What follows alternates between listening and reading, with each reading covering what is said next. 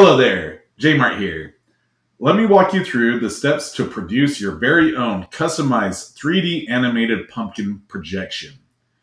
Using one of many available smartphone apps, such as My Talking Pet, you can take a photo and transform it into a fun 3D animated effect.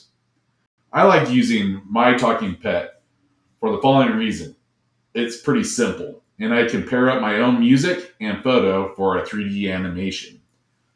By using this technique, I can add as many animations to my main Halloween show.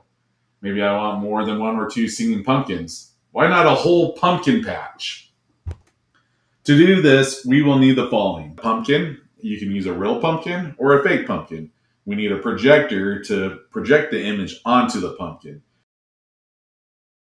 Then, of course, your song of choice, and then any image with a black background that shows the features of the card pumpkin. Then using an app such as My Talking Pet, we will use that to line up critical components such as the eyes and the mouth and the chin. Once we do that, then you can match up your own song, and there you go. You got your own 3D animated projection. That's it for this one. Make sure to like, comment, and subscribe.